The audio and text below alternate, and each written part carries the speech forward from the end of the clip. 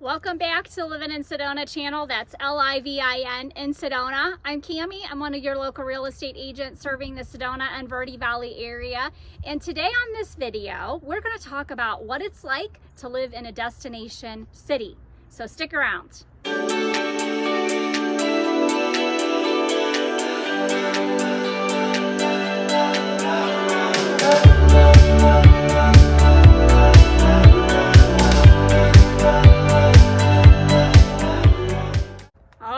Welcome back, and I don't know if this looks familiar to you, but we are at St. John Vianney's Catholic Church, and they have amazing views.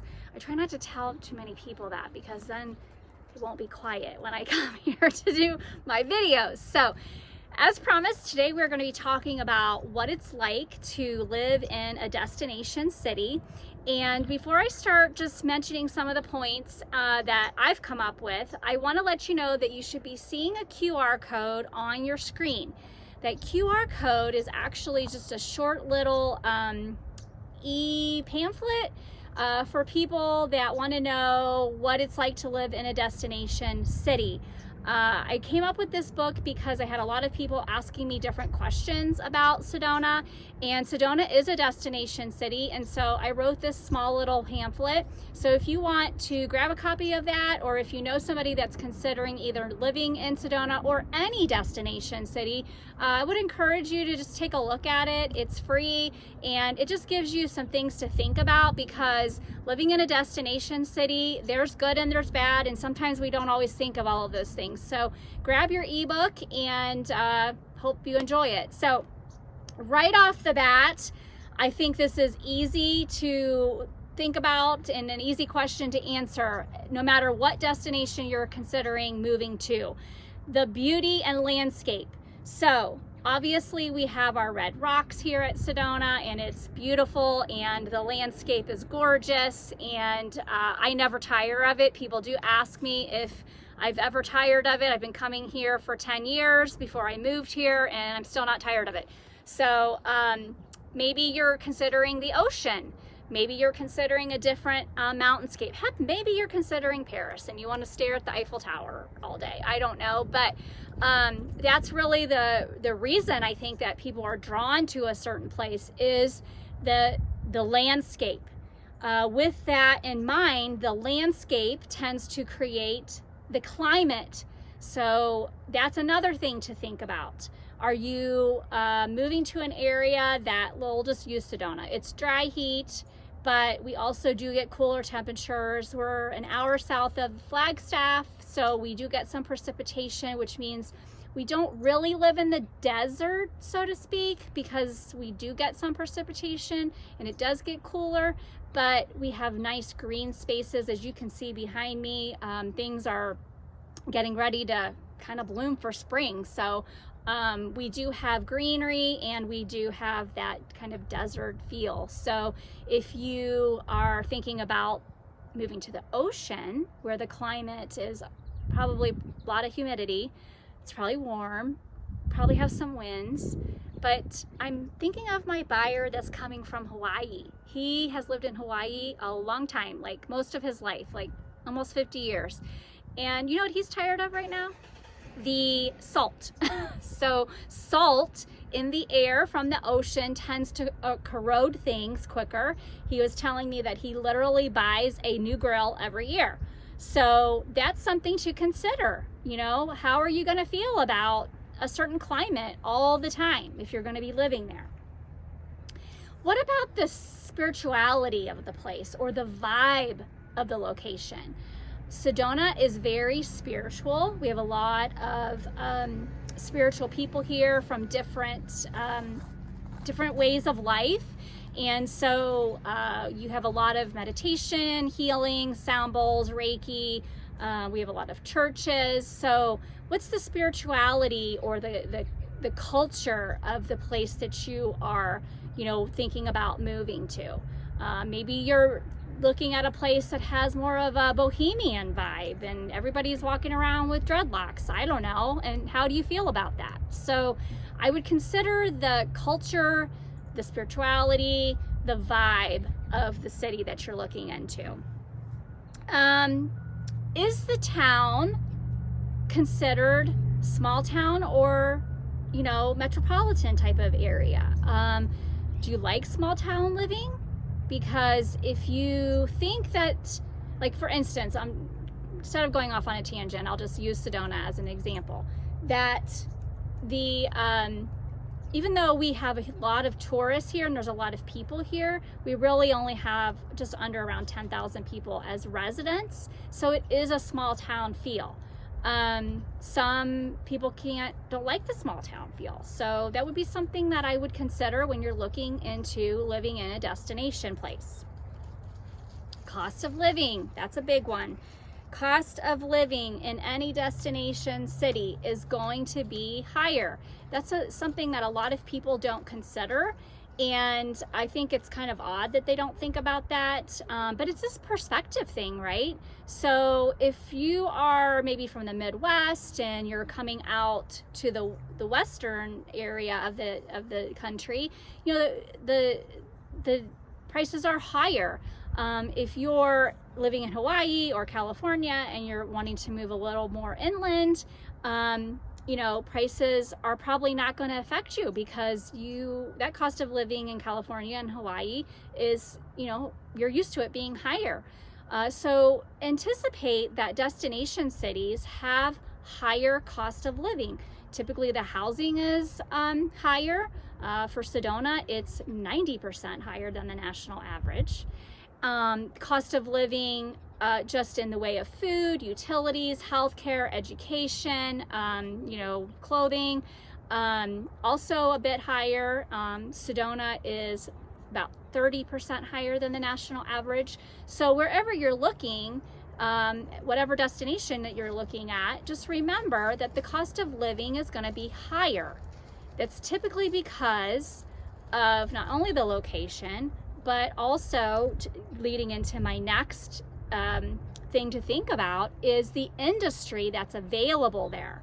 So typically a destination city is a tourist center, right? Everybody goes there, everybody wants to go there. And so that's their industry. It might not be located in a place where you have a lot of industrial type of companies or steel companies or tire companies or oil companies, whatever that case might be. But if it's tourism, then it's a limited industry. And so, that's you got to remember that, especially if you're moving there and you've got to find a job. So if you're moving there and you've got to work, where are you going to work? So are you going to work in a tourism, hospitality, service industry? Or if that's not for you, I hope you can find something remote, because when you're looking at living and working in a destination city, then you're most likely going to be looking at a job in the tourism or hospitality industry. Speaking of the industry, that makes the economy a little different in that destination town. That's where all their money comes from, is the tourism. So if that's the only prevalent job situation and not everybody wants to work in tourism, then you might have a lower amount of people residing and living there as opposed to the amount of people that are actually coming and visiting there. And so then that affects the whole vibe of the town, right? Are we just constantly having visitors in and out every 2 to 7 days? Or do we have residents that are living there, making a life, growing a family there? So industry affects the mindset, if you will, of the economy of the city that you're looking at. So industry is a good one to consider. The other thing when you are looking at a destination city is, if you're thinking about living here or living in a destination town, can you deal with the high seasons of tourism? In Sedona, we have about 3 million people visit Sedona a year. It's $1 billion, business here. So the residents that live here have to learn how to deal with the increased traffic, the increased people, how long it takes them now to get to work because there's more people here. It also affects their grocery shopping. I'll just tell you, last week we were out of eggs. I went to 2 different stores, no eggs.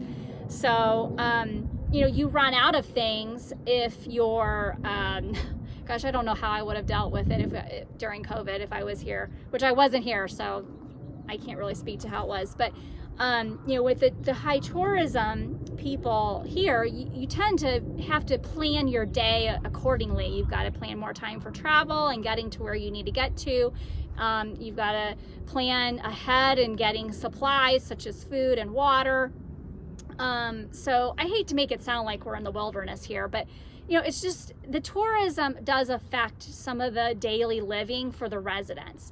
So if you're thinking about living in a destination town, you need to consider, can you deal with the high tourism time?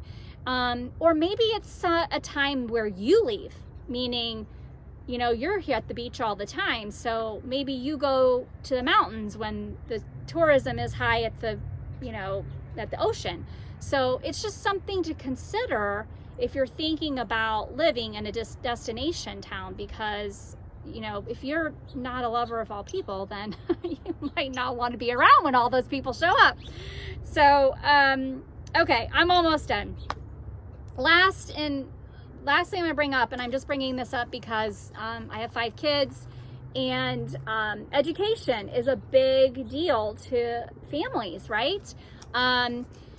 We have schools here, but they're not schools that have a high population of kids, because Sedona, for example, is really more of a retirement community. I do feel like that landscape is changing a little bit, where we are seeing younger families coming in because they want a different lifestyle, that leisurely, laid-back lifestyle, which Sedona is, which is a huge pro.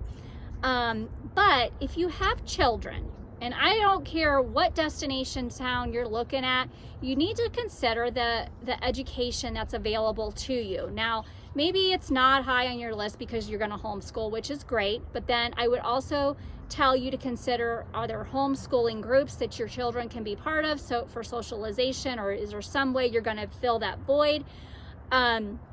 Or we do have charter schools and private schools, so that's also available here in the Sedona and the Verde Valley area. And so I just encourage you to think about, if you're a family, and you have children that are in school, to take a look at the education system that's available. Because if sports are really high on your list for your kids and you want them to be involved in that, make sure that there's a school that's available around you that has that opportunity for your kids, because not all of them do. Because we live in a place where they're more focused on performing arts and literature, dance.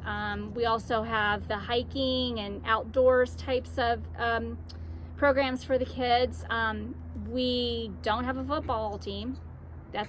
We don't have Friday night football here. So I'm just using that as an example, and I'm sure that other destination cities are probably the same, that if it's catered toward tourism, it might not be the catering you need as a family. So all right, I think I have rattled on enough, but I want to just say one last thing. I love living here. I love that I didn't move here because Sedona is a destination city. That wasn't like on my radar. It's just because I love it. I love it for so many reasons. And I think that if you love a destination and you think that you can make it work wherever that is, because you love the weather, you can deal with the tourism, you can deal with the limited industry, if you can deal with some of these things that I've mentioned, then go for it. You probably won't regret it. And if you live there for a year or so and you're like, yeah, what was I thinking? Heck, go find another place, someplace else. But I wouldn't let a lot of the cons, I guess, deter you. But I love Sedona. I love the landscape. I love the climate. I love the culture. It's just a beautiful place to live and enjoy nature and what God has given us. So I hope you've grabbed the ebook just for some things for you to think about. And if you have any questions about Sedona, or if you have a comment just about on living in a destination city in general, we would love to interact with you. And I'm going to make it a great day at living in Sedona, and I hope you do as well, no matter where you're at. See you on the next video.